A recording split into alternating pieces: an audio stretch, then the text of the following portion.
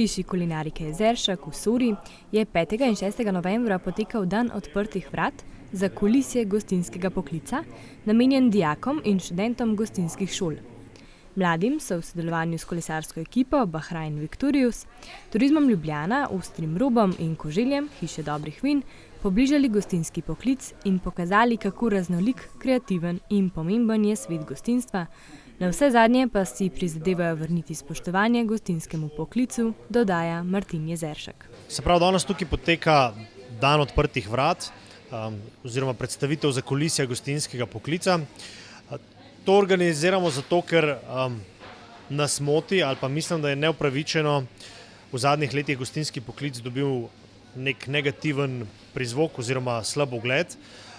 Zagotovo obstajajo tudi nekatere slabe prakse v gostinstvu, ampak so tudi pozitivne prakse in danes bi v bistvu radi tukaj pokazali, kako je lahko naš poklic zanimiv, kako je lahko lep in konec koncev, da ponuja tudi veliko priložnosti za razvoj posameznika, za karierno rast in tako naprej. No in odločili smo se, da povabimo vse srednje in višje gostinske šole z vse Slovenije. Imamo odličen odziv, skoraj 500 dijakov in študentov in v veselje nam je, ko vidimo, da odhajajo od nas nasmejani, zadovoljni in navdušeni nad tem, kar so tukaj videli. Na začetku naredimo neko predstavitev naše dejavnosti, našega podjetja, potem pa v različnih skupinah dijaki in študentje potujejo skozi našo hišo in spoznajo različne oddelke, najprej recimo logistike, kjer spoznajo našo najnovejšo tehnologijo, pomivalnice, transportne logistike, ustvarjanja dogodkov in tako naprej. Potem je tukaj oddelek kuhinje, kjer spoznajo pot živila od samega naročila, prevzema, predelave, ustvarjanja polizdelkov in tako naprej. In pa povabili smo tudi kolesarsko moštvo Bahrain Victorious, ki so pripeljali njihov food truck oziroma jedilnico in kuhinjo za kolesarje, kjer pa njihova ekipa, nutricionist in kuhar razlagata, kakšna je prehrana športnikov oziroma kolesarjev na najvišjem nivoju, kako je organizirano delo in tako naprej.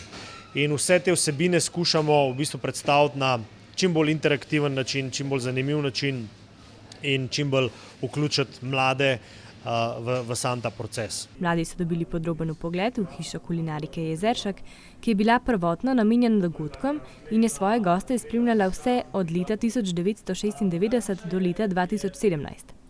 Danes pa je preurejena v sedež podjetje Jezeršek gostinstvo ter deluje kot sodobno logistično središče. Od leta 2017 hiša kulinarike Jezeršek nažalost, ampak pač ta odločitev je bila zelo pomembna za nas, se pravi, smo z njo zadovoljni, ni več odprta za javnost, se pravi, tukaj nimamo več dogodkov, porok, poslovnih dogodkov in tako naprej, ampak je v bistvu naša centrala, uprava, tukaj je naša centralna kuhna, logistika, nabava in vsi te oddelki, ki v bistvu nudijo podporo na eni strani naši catering dejavnosti, pa tudi našim poslovnim enotam v Sloveniji in v Avstriji. Kaj pa glede zavržene hrane, kako rešujete ta problem? Ja, veliko govorimo danes tukaj tudi o problematiki zavržene hrane oziroma kako zmanjšujemo količino zavržene hrane. Zadnjo leto in pol se v bistvu s tem aktivno ukvarjamo. Za samo spremljanje in merjenje količin zavržene hrane uporabljamo posebne pametne tehnice, ki s pomočjo umetne inteligence prepoznajo živila, ki jih zavržemo, nam pomaga segmentirati ta živila in te podatke uporabljamo oziroma bomo v prihodnosti uporabljali zato, da bomo lahko bolje načrtovali normative, jedilnike in na ta način boljše planirali in posledično zmanjšali količino zavržene hrane. So pa pozitivni rezultati že zdaj kar veliki in smo že kar neki završkov preprečili, s tem zmanjšali izpuste CO2 v okolje in tako naprej. V zadnjem letu in pol so uspeli zmanjšati količino zavržene hrane za kar 7 ton, kar je enako 16.000 obrokom. Tudi kuhar kolesarske ekipe Bahrain Victorious Igor Bigovič si prizadeva, da hrane ne mečejo stran in je zelo ponosen, da kolesarji jedo raznoliko in točno določeno količino hrane, ki jim jo pripravi. Kaj pa kolesarji jedo najraje? Jedu deserte. Deserti su im najdraži i u principu deserti su im ti koji im taj dan dovedu do nekakvog ugođaja, jer tokom cijelog dana oni se troše, umorni su, u nekim trenucima znaju biti malo nervozni i sve zbog utrke. Kada dođu tu, to je njihova oaza mira u kitchen trucku, onda pojedu svoju večeru, odrade sve što trebaju i nakon toga imaju desert. Desert im je najdraži dio dana, bez obzira koji je desert. Nutriocisti poskrbijo za prehranske dodatke, naš sogovornik pa poskrbi, da kolesarjem pripravlja raznolike obroke. 20 i nešto dana kada ste vi na utrci, na ome, ne možete jesti rižu i paštu svaki dan.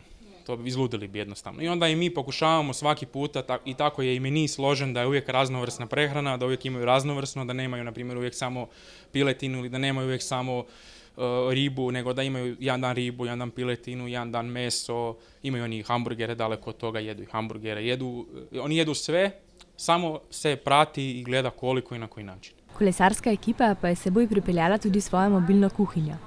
Voznik ekipe je za našo televizijo razložil, kako potekajo priprave, da se mobilna hiška, kuhinja vzpostavi in ali mora paziti na kakšne posebnosti med vožnjo z vsem tovorom, krožniki, posodami. Prvo kot prvo, pridemo na lokacijo, ponavadi je to hotel, mora biti rezervirano mesto za našo dolžino, širino. Ko smo postavljeni, smo 15 metrov dolgi in pa 5 metrov široki. Kako pa deluje tale tovor? Verjetno ne divjate glih po avtocesti? Morate biti kaj posebno pazljivi, kako so krožniki zloženi, naprimer, te stvari med vožnjo? Ja, seveda, kot vidite, to ni nič fiksno. Protidrsna guma je od spodaj, tako da v rondojih in na normalnih lokalnih cestah se pač vozi zelo previdno, po avtocesti pač pa je kamion itak omejen na 90 na uro, tako da treba zelo z občutkom voziti. Dvodnevnega dogodka se je udeležilo več kot 450 dijakov in študentov iz 9 slovenskih gostinskih šol, ki so se preizkusili na različnih interaktivnih postajah. Ena izmed mnogih je bila tudi prepoznavanje različnih kosov mesa, razlikovanje med mokrim in suhim zorenjem ter poznavanju različnih tehnik rezanja, kar jim je predstavil kuharski mojster Luka Jezeršek. Pomembnost ostrine noža pa so spoznali pri ostrem robu, kjer se ukvarjajo z japonskimi noži. Jaz mislim, da vsi potrebujejo eno kakovostno in dobro rezilo, če hočejo imeti kakovosten obrok in zdrav obrok predvsem. Kako to vpliva, kako rezilo noža vpliva? Japonci so šli v umetnost izdelave teh nožev samo zaradi ohranjanja živil. Če pogledamo zgodovinsko, Japonci so se prehranjevali kar nekaj časa samo pač z ribami in ostalimi pač morskimi sadeži, koliko pač jih je. In skozi zgodovino ni bilo hladilnikov, ni bilo pač načinov shranjevanja razen neke fermentacije. In če so oni želeli ohraniti živilo čim dlje časa, so rabili ekstremno uporabno in ostro rezilo. Ostro rezilo enostavno naredi manj poškodno živilu. Zaradi tega se ohranja okus, tekstura, barva in splošen izgled same jedi. Enostaven test rezila je, če se odreže en kos korenja, recimo japonski šef bo vzel ta kos korenja, bo dal na jezik, če bo začutil gladko površino, recimo kot je steklo, je nož oster. Če bo začutil hrapavo površino, nož ni oster. Dejansko indikator ostrine ni neko rezanje papirja, mogoče v nekem hitrem testu ja, vendar za šefe jih dejansko to ne zanima. Njih zanima samo, koliko bo ta nož minimalno poškodoval material, katerega on pač reže. Dijaki in študentje so bili nad dogodkom navdušeni. Današnji dan je bil super, vsi v družini so zelo gostoljubni in prijazni in so nas res lepo sprejeli. Res nisem vedela, kakšna količina je to v bistvu hrane in vsega tega, kako oni to pripravljajo, koliko je to enih postopkov in ljudi za tem. Res veliko novih stvari smo se naučili in so res lepo vse predstavili njihovo tradicijo. Kaj je neka stvar, ki si jo mogoče zapomnila, pa si je ne boš pozabila? Da je najdražje vino 5000 € in da ga še niso prodali.